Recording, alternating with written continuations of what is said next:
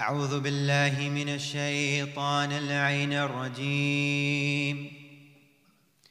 بسم الله الرحمن الرحيم. الحمد لله رب العالمين بارئ الخلائق أجمعين فاطر السماوات والأراضين، ثم الصلاة والسلام والتحية والإكرام على أشرف الأنبياء والمرسلين سيدنا ونبينا ومولانا أبا القاسم محمد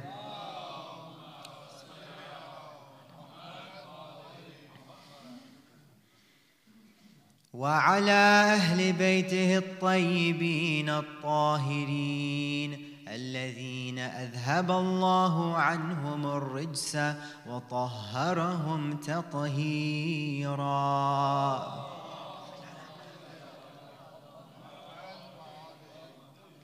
فقد قال الله سبحانه وتعالى في كتابه الكريم وقوله الحق: أعوذ بالله من الشيطان الرجيم. بسم الله الرحمن الرحيم. إنما وليكم الله ورسوله والذين آمنوا الذين يقيمون الصلاة ويؤتون الزكاة وهم راكعون. صلوا على محمد وعلى محمد.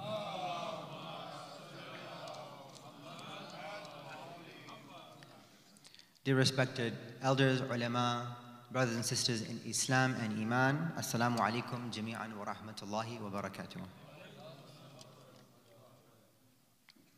My condolences to all the mu'mineen and mu'minat, and of course our condolences to the Imam of our time, Ajjalallahu ta'ala faraj al-sharif.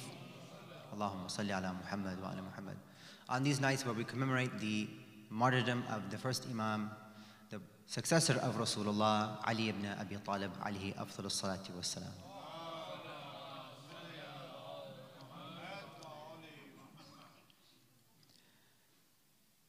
In the human world and in the human experience, one of the most common things you'll see across time and across place, whatever civilization there is, there seems to be a common factor that people is what we call religious.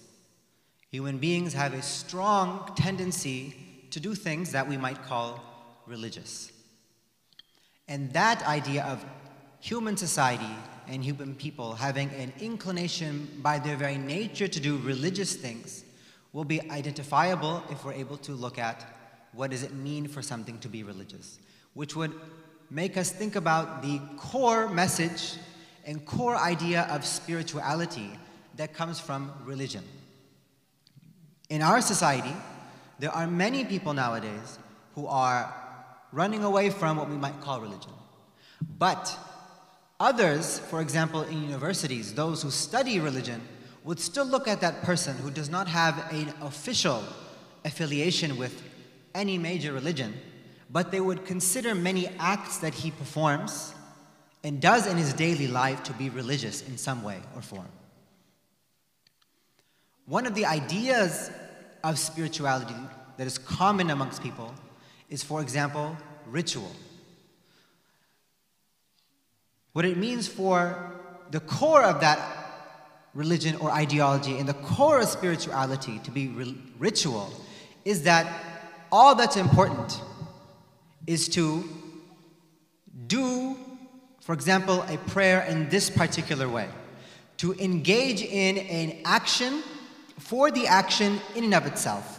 What matters is that I am in the masjid or I am at the church on this particular day and I have a list of deeds and actions to do, and I do all that and I get it done. That's it. It's all that matters to that person. So all that matters is, for example, for this type of understanding of religion and the understanding of spirituality, is that my only job is to show up, for example, on Thursday night, the eve of Jum'ah, come pray my salah in Jama'ah, recite dua kumail, recite these surahs, recite these different du'as, and just say, I got it done. Allah subhanahu wa ta'ala says in the Quran, Bismillah ar-Rahman ar-Rahim, "Utlu ma uhiya ilayka min al-kitabi wa aqim as-salah." Recite that which has been revealed to you from the book and establish prayer. And so I'm doing just that. I'm just going to recite and I'm going to pray.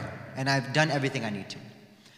That idea of spirituality is not one that is harmonious with Islam. Because in Islam, although there are rituals and there are performance of actions that are mandatory, wajib, it's not the ritual in and of itself that Allah is prescribing for us. That if we were to complete this verse, what Allah subhanahu wa ta'ala says in the Quran, that what is the point of salah? Because when Allah subhanahu wa ta'ala mandates something, makes something wajib, even gives you a mustahab action, it's because there's a purpose behind it. إِنَّ الصَّلَاةَ تَنْهَى عَنِ الْفَحْشَاءِ وَالْمُنْكَرِ وَلَذِكْرُ اللَّهِ أَكْبَرُ وَاللَّهُ يَعْلَمُ مَا تَصْنَعُونَ. The salah you're supposed to perform is not just these actions and motions that are outward performances, but they're supposed to have the effect of preventing you from performing evil and infidelity. And that the remembrance of Allah is greater. Allah knows what we're all performing, knows all of our actions. So the very idea that actions and ritual and ahkam, fiqh for example, have purposes behind them, they have objectives, they're means to something, cuts out that idea that the only function and purpose of religion is to give you rituals. Aqim as-salah li dhikri. Establish salah, establish the prayer for the purpose of my remembrance, for Allah's remembrance, not just for its own sake. Another understanding of religion and what it means to be spiritual that might be common, especially in our society, is religion is there for the purpose of self-fulfillment. That the point of religion is so that I can feel happy. That religion is supposed to be there to help me find out what I really like, how I feel, and express it on the outside, to find my goal in life and chase after it. But in Islam, it's not about feeling good and what I might like, what you or I might prefer, and what our personal goals are and our personal desires are, or our personal feelings are. What matters to us is what Allah loves, what Allah wants from us.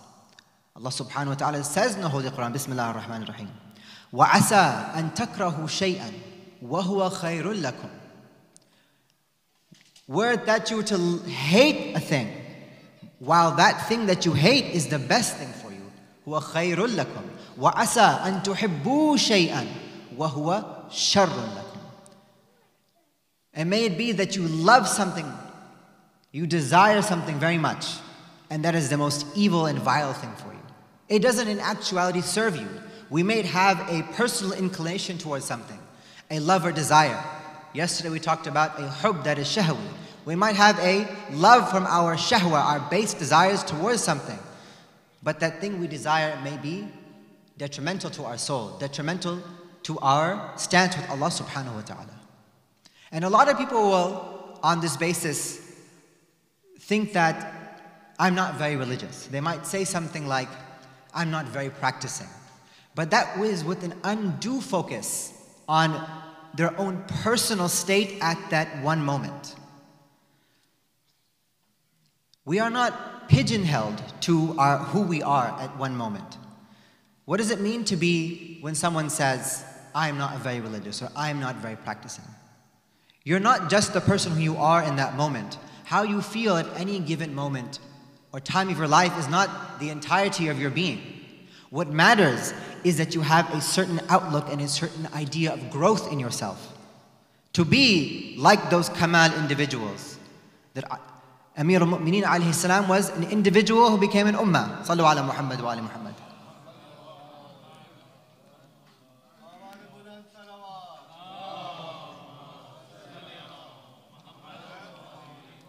That we have an idea of moving towards people and becoming like people who are kamil, who are insanul kamil, like Amir al-Mu'mineen alayhi salam, like the Holy Prophet sallallahu alayhi wa alayhi.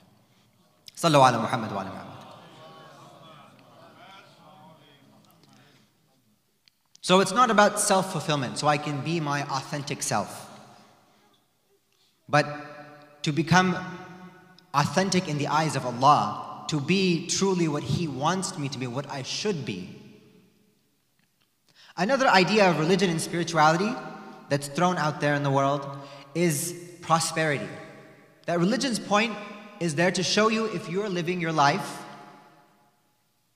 well, and that is known through material blessings. So if you are living a life and you have financial ease, you have a lot of wealth, you have status in community in your society, you have lots of children, you have good relations in the community, people love to come and talk to you.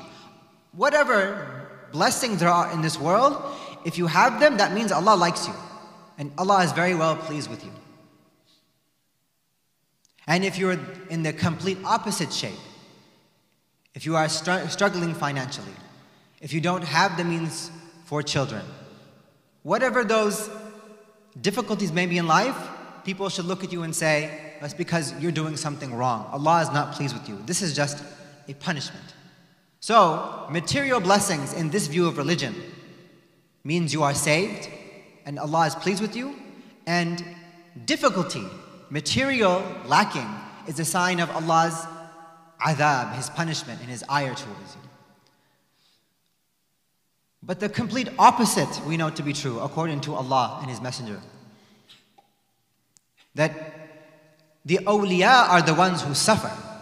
The ones that Allah subhanahu wa ta'ala love the most, struggle the most in this world. Allah subhanahu wa ta'ala gives in the Quran the example of Nabi Ayyub. Prophet Ayyub, he had, by the grace of Allah, so many blessings in this world. He had many children, he had wealth, he had a status in his society. And Allah subhanahu wa ta'ala tried him and tested him. And he lost everything. He lost his children, he lost his wealth, he lost his status in society. And people would stop visiting him, even though he was a prophet of Allah. People ran away from him, thinking that only a cursed person, something's wrong with this person.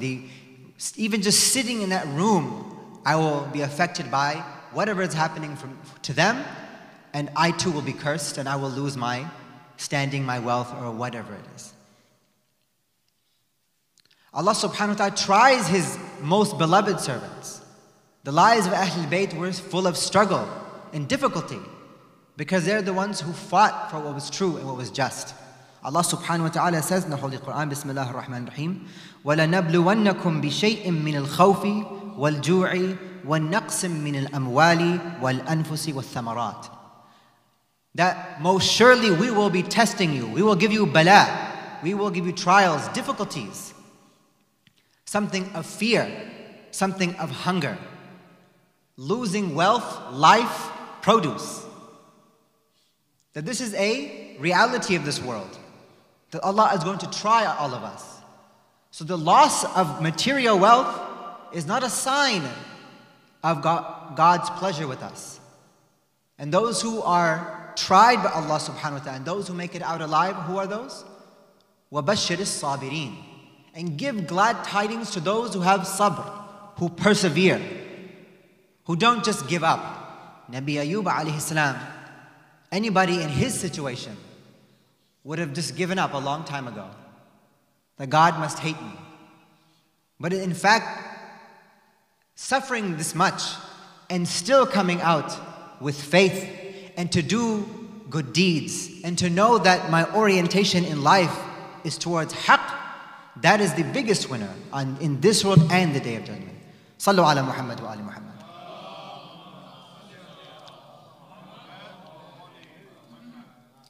And the last idea of spirituality that we see floating around in society is that the purpose of religion is to give us phenomenal experiences. That I should be able to have strange experiences with religion. I should be able to have out-of-body experiences. And so people with this idea of religion will often try to assist those experiences and feelings through chemical means. They might take certain types of chemicals that induce these states of being. But in Islam, Allah subhanahu wa ta'ala often will focus on something we might look at as very normal, very everyday. Something very mundane. He says in the Holy Quran, Bismillah ar-Rahman ar-Rahim, أَفَرَأَيْتُمْ مَا تَحْرُثُونَ أَأَنْتُمْ تَزْرَعُونَهُ أَمْ نَحْنُ الزَّارِعُونَ.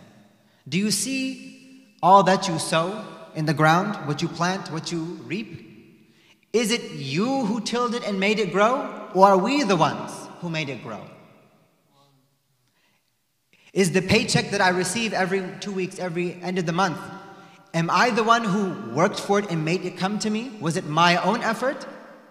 Was the food that came to my table today, the iftar that I had today, was that from my own deserving it and my own hard work? Or was that the grace of Allah to me? Was that something everyday, something normal we might see as common? Is that something without spirituality? Is that something that is profane, as we might say? Or is the very mundane things of our life, according to Allah subhanahu wa ta'ala, a miracle? Are the very mundane things, simply being conscious, having an understanding, having an aql, is that something spiritual? Am I right now having a spiritual experience?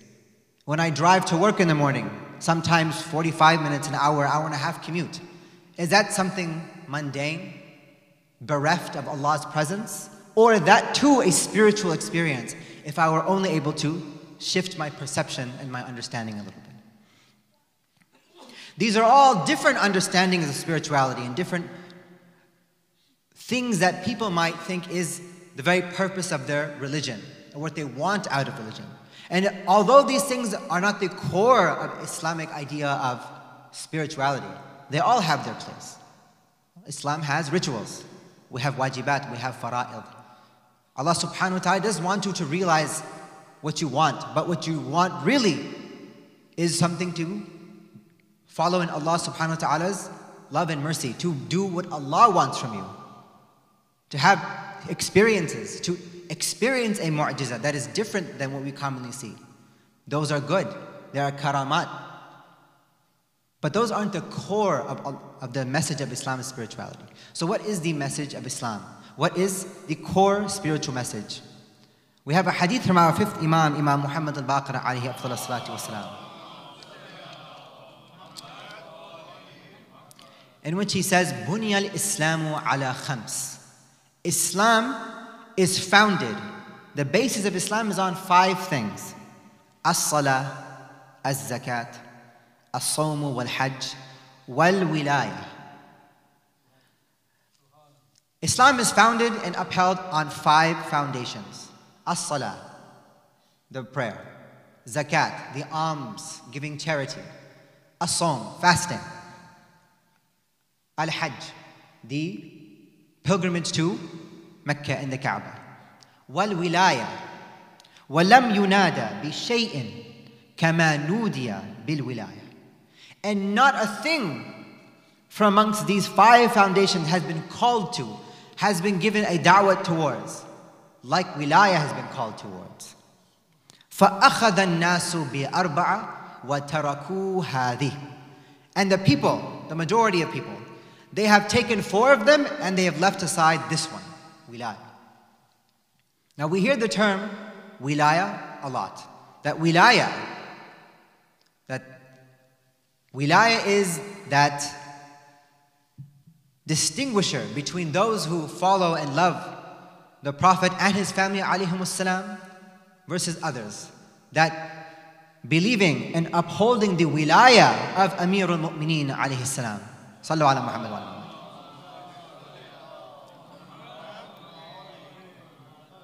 Is what separates the school of Ahlul Bayt from other schools of Islam, from the school of Sahaba. So what does it mean when we say that we believe in the wilaya of Amir al-Mu'mineen? Or we uphold the wilaya of Ahlul Bayt? Many times we might think that wilaya is a title, like the title Shia. But according to riwayat, the teachings of the A'imma alayhimus salam, they wouldn't just use the term Shia very lightly, for example. That people would come to them, visit them and say, Yabna Rasulillah, we are your Shia. We have come to support you. And the Imams would often look at these people, ask them a few questions, or simply see that there are no athar, no visual signs of being their Shia, and say that you're not telling the truth. You're not really our Shia. Now the Imam is not trying to say that don't call yourselves this, that don't use this term Shia. Some people go to an extreme and say that we shouldn't call ourselves Shia because Shia is a very high rank according to the Imams. And that is true. The Imams have held the title and the idea of Shia as being very high. But using the term Shia is supposed to motivate us. It's supposed to make us see where we want to go. That when we think of Shia, of Amir al-Mu'mineen, we think of the likes of Salman and Abu Dhar and Miqdad. And where are they and where are we in calling ourselves a Shia of Amir al-Mu'mineen alayhi salam? Wilaya, the term wilaya, its root has many different meanings. You can extract different words from it and create them. The famous hadith of the Holy Prophet sallallahu alaihi wasallam,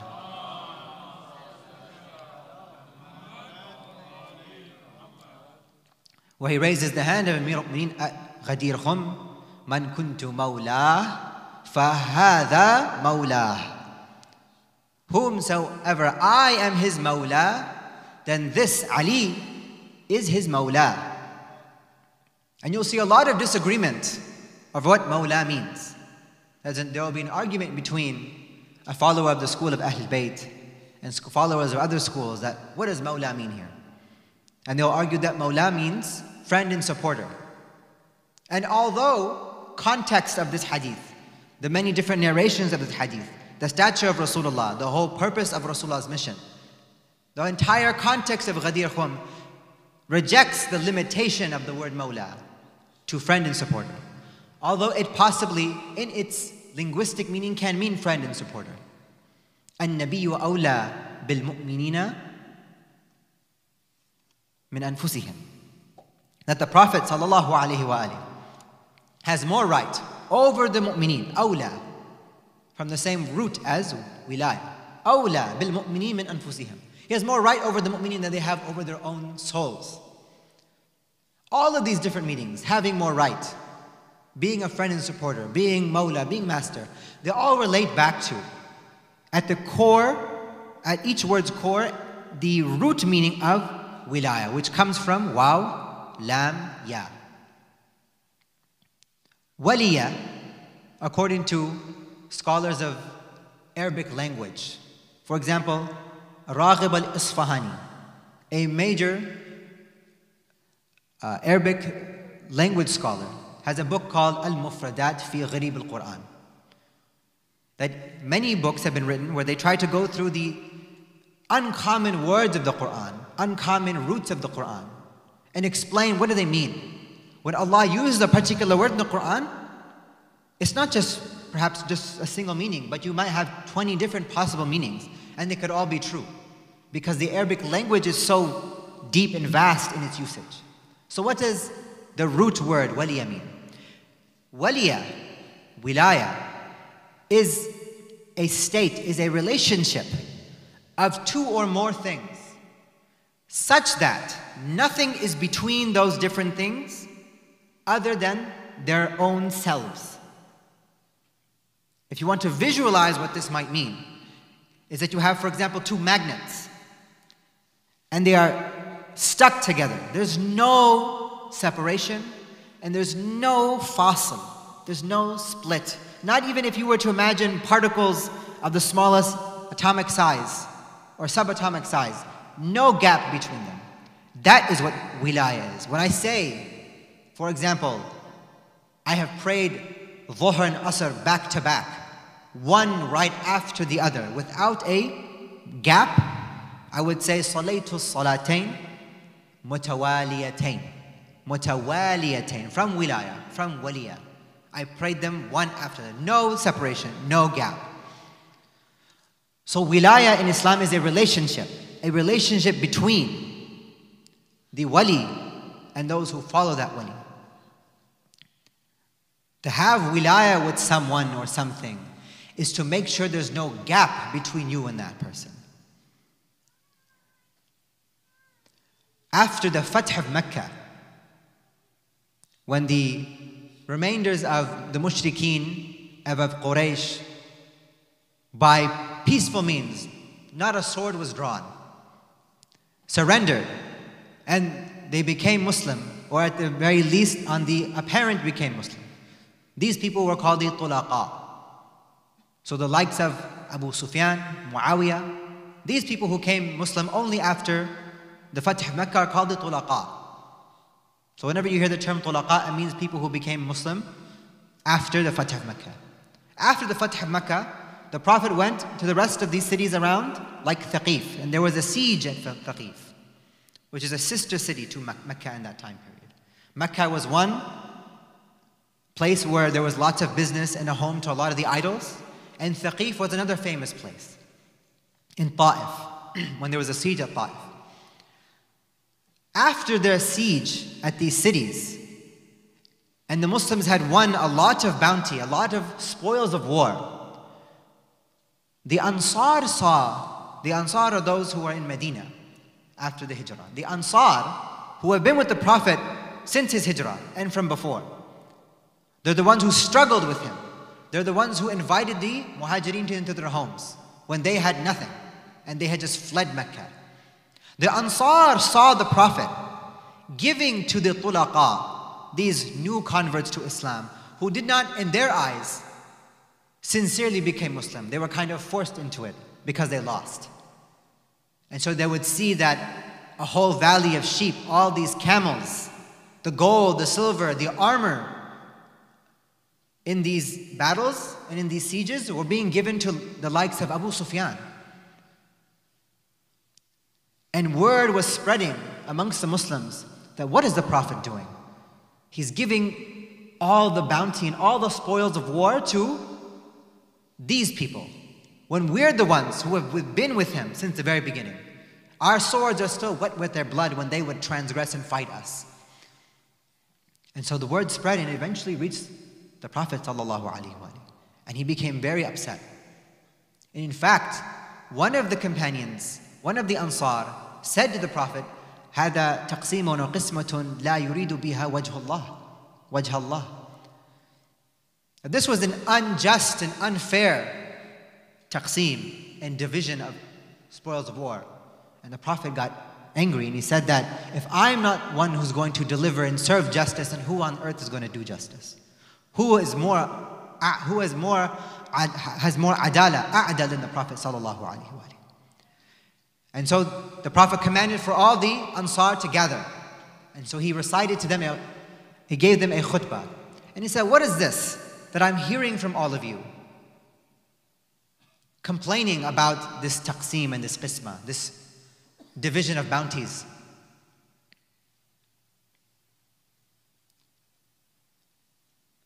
That I'm giving the tulaqa this and that. And they openly came out and said that we disagree, we don't like what you're doing. You know, we've been with you this entire time, Ya Rasulullah, and then we get nothing. And the Prophet said to them, "O Ansar, I'm giving sheep, camels, gold, silver, food, dates, whatever it is, everything we have, so that they might become closer to Islam, their hearts might soften. Ta'lif al-qulub. One of the places you spend zakat is to bring people closer to Islam, so that their hearts are at ease. They don't feel like they're even losing anything in this dunya from becoming Muslim. Because right now they are new to Islam. Right now they're not fully emotionally and in a worldly sense attached. And so this is the way to bind them. Don't you see that I'm trying to bring those who have weak faith and make them strong? O Ansar, does it not please you that these people will go back with glittering things of armor and camels and sheep, but that you go home with the messenger of Allah? That you turn tail and take me with you back home?" And all of the Ansar could not contain those. They all broke down into tears. That the Prophet ﷺ is trying to teach them, Sallallahu Alaihi Muhammad wa ala Muhammad, That the Prophet ﷺ is trying to tell them that what matters is that you recognize my relationship with you, that you have a wilaya with me. These people have put between them and Allah, them and their Prophet, things of this dunya, and those that has become their means, inshallah, to them to reach real faith and real iman. Oh Ansar, don't you realize that you have me with you, that you have a connection of wilaya that is worth much more than any gold or silver or any amount of camels. One of the companions of Imam al-Sadiq alayhi salam would come to him, Sallu ala Muhammad, and complain to the Imam about his poverty. I am poor. I have nothing. I can barely feed my family. I can barely do this. All these other people have this amount of wealth, this kind of business. And the Imam is insisting him and says, you are rich. You have wealth. You are far from faqr. You are far from poverty. And so being a good follower, he listened and submitted to the Imam. But he still didn't understand why. And so he would ask the Imam, I don't have any wealth. I have nothing. How am I rich? And he said that you have the wilaya of Ahlul Bayt. You have the love of Muhammad wa Ali Muhammad with you. And there is nothing worth more than that. Sallu ala Muhammad wa Ali Muhammad. If you were to be given everything in this world, gold, silver, would you trade it for our love? Would you trade our love away to have wealth, to have business, to have children? And he said, never, I would not, Ya Ibn Rasulullah. And so you are rich. You have something more valuable than all those things combined. And so this relationship is important because wilaya is consequential. Your wilaya has athar. It has effects. Allah subhanahu wa ta'ala says in the Holy Quran, وَمَنْ يَتَوَلَّهُمْ مِنْكُمْ فَإِنَّهُ مِنْهُمْ. Those from amongst you who do tawalli, who have wilaya of those people, whoever he's referring to, whose ever wilaya you have, you are from amongst those people. You are from the people that you have a relationship of wilaya with. That a man, as we say, a man is known by the company he keeps. الرَّجُلُ عَلَى دِينِ أَصْحَابِهِ عَلَى دِينِ خَلِيلِ. That a man is upon the way of life, his deen, his religion, of his friends, of his companions. Because when you have a relationship of wilaya, you are affected by your wali, the people who you have a relationship with. You are affected by their worldviews, by their values, by their likes and dislikes. That when you have a relationship with wilaya, you start to become more similar. One of you will be bent towards the other. Whether that person has a good effect on you and you become a better person, or you have an effect on them and they become better. But the opposite is also true. That if you have bad company, or you yourself are bad company, then your bad type of thinking, your bad actions, you become an instigator for evil or bad, as we said yesterday. Allah subhanahu wa ta'ala says in the Holy Quran, Bismillah ar-Rahman ar-Rahim, Ya ayyuha alladhina amanu, la tattakhidhu al-Yahuda wal-Nasara awliya'a. O you who believe, do not take as awliya, as your wali, the Jewish or Christian communities. Do not take the Jews and Christians as your awliya, the Ahl Kitab. Not because inherently Jews and Christians are evil people, or that Jews and Christians are on a path of far misguidance. No, in fact, the Jews and Christians are often used as examples of being close to us in our deen. That we share with them many prophets. We share with them Abraham, Nabi Ibrahim, Abrahamic values. And in fact, they are closer to the truth than other groups. But Allah subhanahu wa ta'ala says, do not take them as your awliya. He doesn't say to stay 100% away from them and run away. Some other people go to extremes and they think awliya, wali just means don't be friends with them. so you can't even have a cordial relationship with them. No. Allah subhanahu wa ta'ala says, لا ينهاكم الله عن الذين لم يقاتلوكم ولم يخرجوكم من دياركم أن تبروهم وتقسطوا إليهم إن الله يحب المقسطين. Allah does not forbid you from doing birr, from doing righteous deeds, to engaging in being nice to, and having equity, treating fairly and justly those who don't fight you and those who do not try to throw you out of your homes. He's not stopping you from being a moral, upright, ethical person to every human being, no matter what their religion, creed, or ideology. Allah loves the people who do equity, who are doing qist. He loves those people. But He still says, those people who you can do birr with, you can do righteous deeds with, treat them fairly, establish justice with them, work with them, have them as your neighbors, do good to them because they're your neighbors. Do not take them as your awliya. Because to take someone as your wali and your awliya is to say that these people represent my values and I represent their values.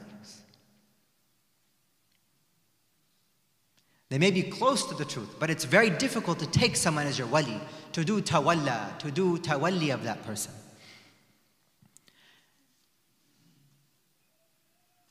There are verse we recited at the beginning of this majlis, that only your wali is Allah subhanahu wa ta'ala and His messenger and those who believe.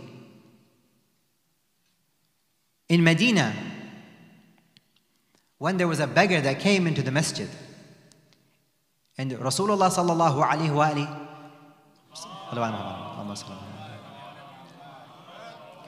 he didn't have anything with him at the moment to give this beggar. And so this beggar took from Imam Ali. Imam Ali put his finger out and gave him his ring in the middle of ruku'. And when the Prophet was informed of what just happened, he raised his hands in dua and he said that, "Oh Allah, my brother Musa made dua that you ease his burdens, that you unknot his tongue, and you give him a wazir from his family, his brother Harun. Oh Allah, I, your messenger, the brother of Moses, I ask you to ease my burden, expand from my breast, and bring forth a wazir from my family. Make for me my wazir Ali." And so Allah revealed the verse, إِنَّمَا وَلِيُّكُمُ اللَّهُ وَرَسُولُهُ وَالَّذِينَ آمَنُوا الَّذِينَ يُقِيمُونَ الصَّلَاةَ وَيُؤْتُونَ الزَّكَاةَ وَهُمْ رَاكِعُونَ. صلوا على محمد وعلى محمد.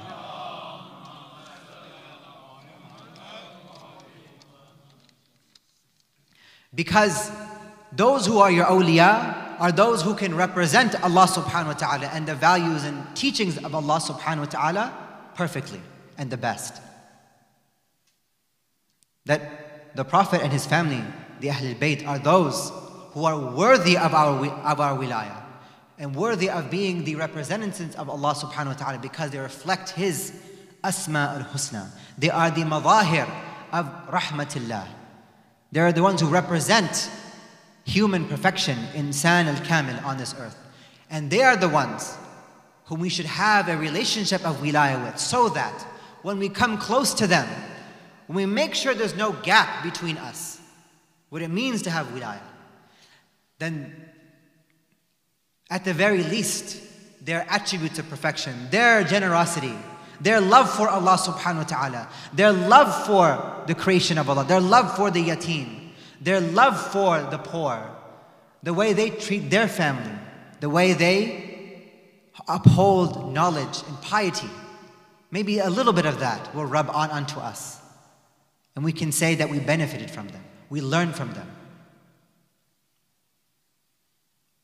And so once you have wilayah with someone, you do tawalli. The natural result of having wilayah is bara'ah. Tawalli and tabarri, or tabarra. You can't have tawalli without tabarri. You can't have tawalla without tabarra. There's no wilayah without dissociating. Whenever the Imams were asked about Yabna Rasulullah, what is the deen that you and your fathers will meet Allah subhanahu wa ta'ala with on the Day of Judgment? What is that religion of yours? And they would list out, it is the shahada of la ilaha illallah Muhammadur Rasulullah, to believe in the Prophet, to believe in everything he brought. And always at the end, it is وَالْوِلَايَةُ لِوَلِيِّنَا وَالْعَدَاوَةُ لِعَدُوِّنَا. That you have a wilayah, that lack of separation between you and the wali from Ahlul Bayt, and you have an opposition, you have an enmity, a hatred for those people who are our enemies, because you cannot be close to Ahlul Bayt, close to Allah subhanahu wa ta'ala, and at the same time be close to someone who is far away from Allah subhanahu wa ta'ala and far away from the Imams. Those who hate the Imams, those who fought the Imams, those who are evil people, those who fight for injustice, those who fight for the greed of this world, they have no closeness to Allah and His Messenger. Because Allah and His Messenger and the Ahlul Bayt are on the side of truth, justice, ethical values and morality. And those people are on the complete opposite spectrum. Because what it means to have proper tawalli and tawalla is to stay away from nifaq. Because the type of person who wants to say, like certain companions who would stand at the battle of Siffin and be like, when they would look at the side of Muawiyah and they would look at the side of Amir al-Mu'mineen, they were stuck. Because they would say things like, as-salah, the prayer with Ali ibn Abi Talib is amazing. It gives me a state of tranquility. But the food is good with Muawiyah. To be in such a state where you want, as you might say, a win-win, or the best of both worlds, means you are falling into the trap of nifaq, where we try to say that, oh Allah, oh Rasulullah, oh Ahlul Bayt, Ya Amir al-Mu'mineen alayhim as-salam, I love you and I love justice. You love the yatim, I love the yatim. But I also love those people who killed their parents. I also love those who made them orphans. I love those who caused their oppression at the same time. Allah did not make in the hearts of man, in the chest of man, two hearts. Because you cannot be close to Allah and close to shaitan. Shaitan, the Quran describes shaitan as a kafir. وَكَانَ مِنَ الْكَافِرِينَ. Did Allah subhanahu wa ta'ala tell us that shaitan doesn't know who Allah subhanahu wa ta'ala is? Did shaitan and Iblis not know who Allah is? He worshipped Allah for thousands of years according to many ahadith. He recognized Allah. He says Allah is one. He believes in Tawheed in that superficial sense. He knows who the prophets are. He knew who the Prophet sallallahu alaihi wasallam was before we did. All the idols, according to narrations, broke, and shaitan knew that he was born. And he tried to go have influence on khairul khalq, the best of Allah's creation, but he was protected by Allah subhanahu wa ta'ala. So he knows who the Prophet is. He knows the truth of La ilaha illallah Muhammadur Rasulullah, maybe better than any of us here. But what is it that was his fatal mistake? Allah subhanahu wa ta'ala had made one of his awliya his qibla. And he rejected following the qibla of Allah subhanahu wa ta'ala, following Nabi Adam. That his rejection was not a rejection of tawheed, of Allah's oneness. He rejected the choice of Allah, the ikhtiyar of Allah. He rejected where Allah put his wilayah. That it is through the wilayah and the relationship with that wali that the munafiqeen are known. Who is the one who represents Iblis is known by their relationship to the wali. And what was the famous hadith that even the first Khalifa narrates in Sahih al-Bukhari, for example, that we recognize the munafiqeen by their bughd, their hatred for Ali ibn Abi Talib. Allahumma salli ala Muhammad.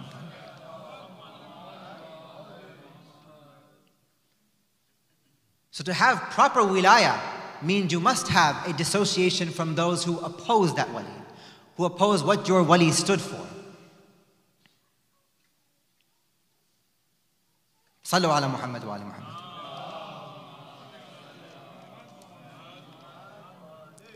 And not all wilayah is the same. To act out wala, not all of it's the same. We find that there's two types of relationships of getting close to someone. One we will call a wilaya or a wila of maslaha.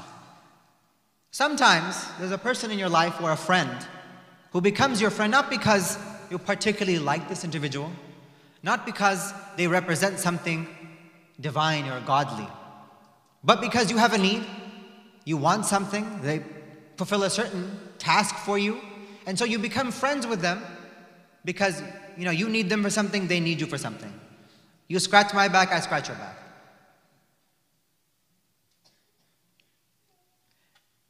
And they say that the worst kind of friend is the one who abandons you in your time of need. But then you have friends. You have a relationship with them. You have a wilaya with them. A closeness and attachment to them. It's not based on some sort of superficial need or any sort of use or commodification of your relationship. But because they have certain principles, certain values, certain mabadi', that you see that they are honest people. You see that these are the kind of people who will sacrifice and give up for their beloved ones, for the sake of Allah. They're the kind of friend, for example, who you can call them in the middle of the night and you're stuck somewhere, your car has broken down and you need them to come get you. They're the kind of friend that you can rely on, the kind of wali you might have, some sort of sadiq you might have, who you can, as you say, travel with. That you know a friend is a good friend in the time of calamity or when you travel with them. So when you have a calamity in your own household, you know who your real friend is, for example, by those who are there for you in your most vulnerable moments, in your time of need. And that's the difference between a wila that is Umawi, the wilaya of Bani Umayyah, and the wila that is Alawi, the wilaya of Ali ibn Abi Talib alayhi salam.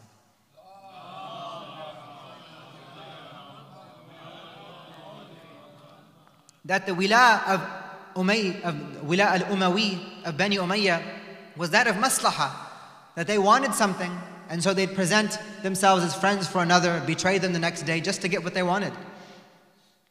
That they would prefer, for example, the good food with Muawiyah over the salah with Amir al-Mu'mineen. They wanted a life of comfort and ease. They wanted to just take life easy. But the wila of Amir al-Mu'mineen alayhi salam, the wila that is Alawi, is one that is filled with calamity, with trials, tribulations, with dhulm.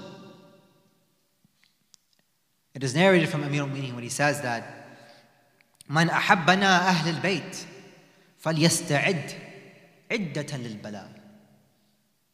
Those of you, whoever loves us, ahl al-bayt, let him prepare himself for many, many trials and tribulations. Prepare for poverty. Prepare for the loss of life. Prepare for the loss of all the beautiful things of this dunya if you love us, Ahlul Bayt. Because when you love Ahlul Bayt, when you have a wilaya with them, and you are affected by them, you change. You are transformed by wilaya. And you need not look far. Look at the lives of the companions who loved Amir al-Mu'mineen and had a wilaya with Amir al-Mu'mineen.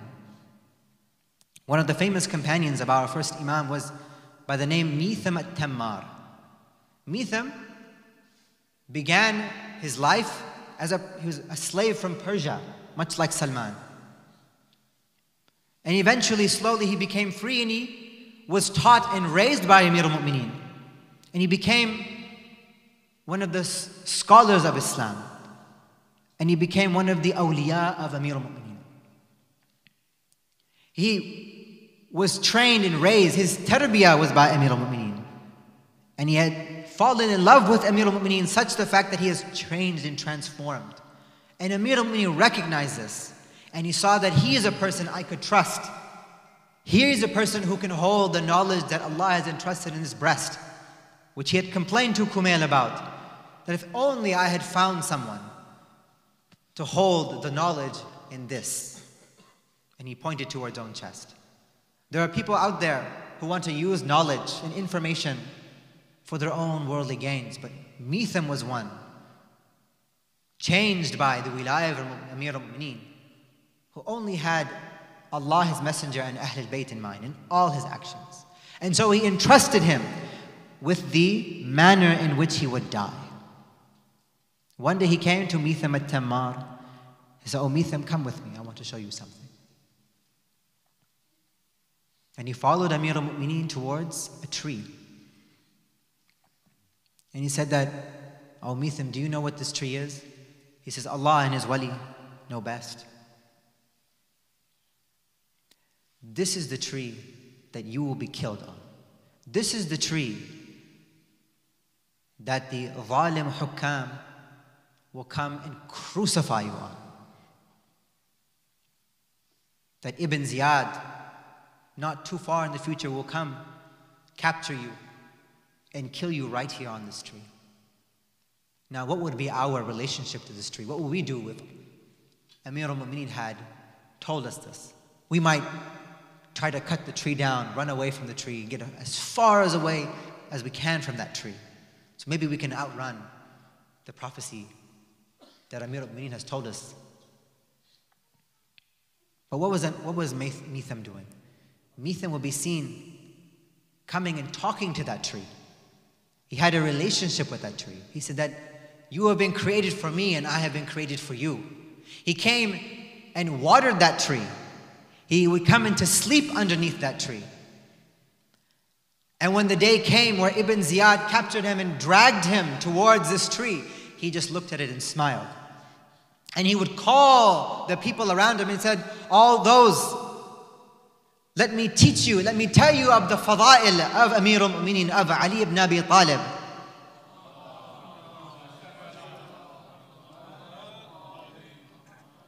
And Ibn Ziyad saw that this man, something was different about him.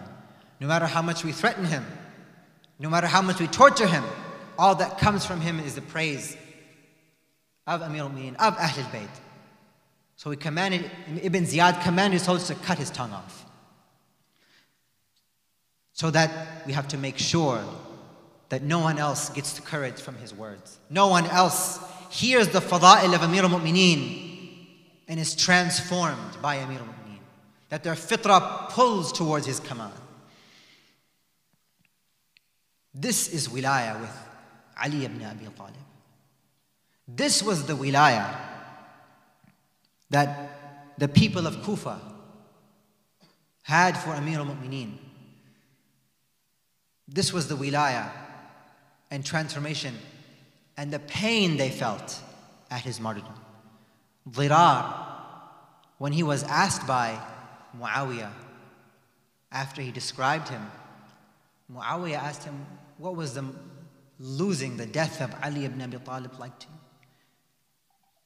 He said, losing Ali, it was like I was a bereaved mother whose newborn infant was slaughtered in her own lap.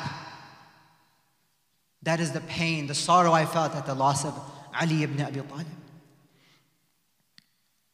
When the people of Kufa came into the masjid after the blood of Amir al-Mu'mineen's head had come to his beard and the nawha of Jibreel sounded throughout all of Kufa, those who were awake in Kufa could hear him say, "Tahaddamat wallah arkan al-huda. Qutila ibn Amm al-Mustafa. Qutila Ali al-Murtada." The pillars of guidance have collapsed.